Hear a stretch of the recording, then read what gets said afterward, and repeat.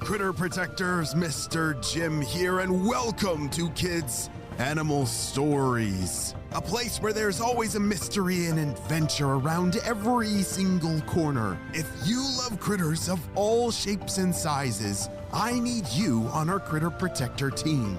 Join our adventure as we learn about critters from around the world and in our backyards.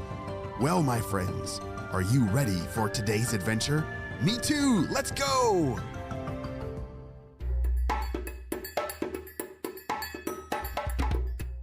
On the last episode, we met Teeny and her sister Cassie, who are miniature horses living on a farm in the middle of Illinois.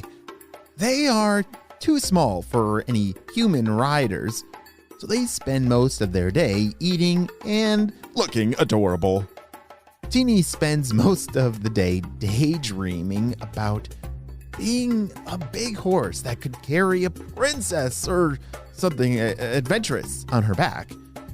After breakfast one morning, the sisters are in the pasture when Teeny hears a rustling noise coming from the cornfield nearby. What is making that sound and what is going to happen next? I'm not sure, but let's find out. Stop in the name of the law! Shouted Teeny. There was no response, but the rustling got louder and louder. Stop! Stop! Please stop! Yelled Teeny nervously. The rustling got louder and louder and louder until suddenly a small, furry face popped out of the corn. "How dare you speak to me in such a tone like that?" said the small critter. Teeny could not have been more surprised. She was looking at a spotted cat with a white stripe down its nose. The cat sounded almost kind of like the princess in her dream. I'm sorry. It's just that I've never seen you before, and I wasn't expecting you to come out of the corn like that. You sounded so much bigger and scarier than you actually are. Well, sorry to disturb you. I shall be on my way. As quickly as she had arrived, the newcomer had disappeared. Wait! Please come back! I don't even know your name. There was no reply, and the cat did not return. Aw, shucks. I really wanted to be friends with her, but I guess she doesn't want to be friends with a little horse like me. The minis spent the rest of the day napping and eating and watching the fluffy clouds float by. Before they knew it, it was time to come in for dinner. They could tell because their human made a shake sound with the oats in their bucket. After dinner, it was time to bed down for the night. Another day without a rider, thought Teeny as she went to bed, sad. Cassie had a different perspective. I have a full belly, so it was a good day, she said.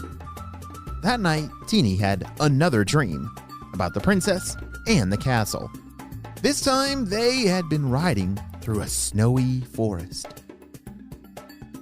After another breakfast of oats and water, the sisters once again walked out into the pasture.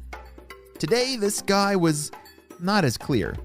It was cloudy and windy and a bit hot. Teeny returned to the spot by the cornfield where she had met the cat before, but it was no use. The only thing she found were leafy green corn stalks.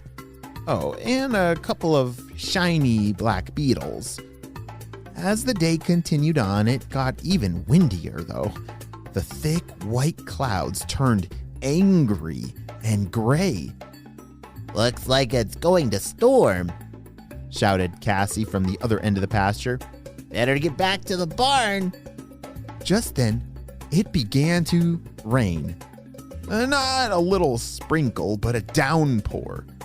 Teeny was at the far end of the pasture and would need to run to get back to the shelter.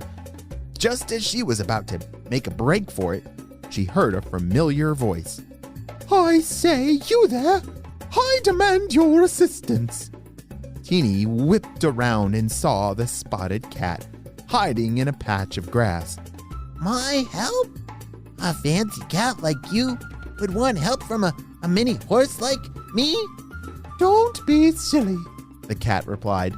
I need to get out of this rain, and it's simply too muddy for me to walk upon. Teeny puffed up her chest. She was finally getting a rider. At your service, your ladyship. Please climb aboard. Yes, quite so, chirped the cat as she climbed up onto Teeny's back.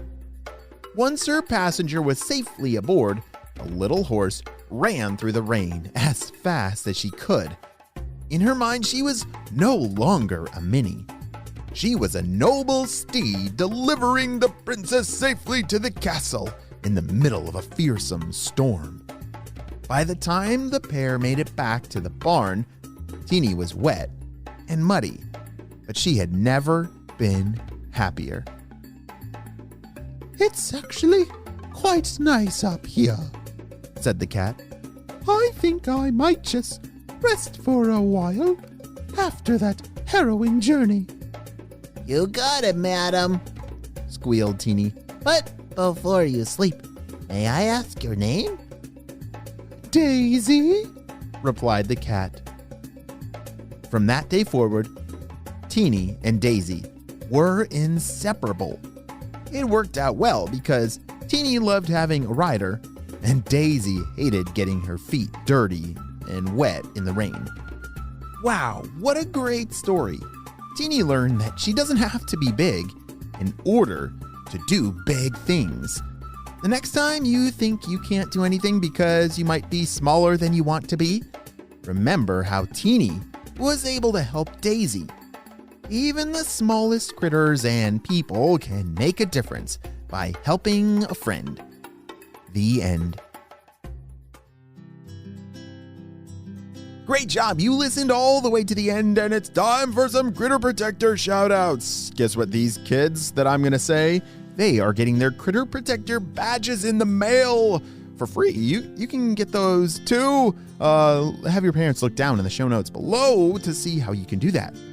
I want to say hey to Emmett from Kentucky, Lucy from Texas, Anthony from Vermont, Adeline from Washington, Whitaker from North Carolina, and Peter, Richie, and Holland from California. I'm so glad that you're all critter protectors. We could not protect all the critters in the world without you, my friends. Well, you have a super duper day, and I'll see you on our next adventure. Bye!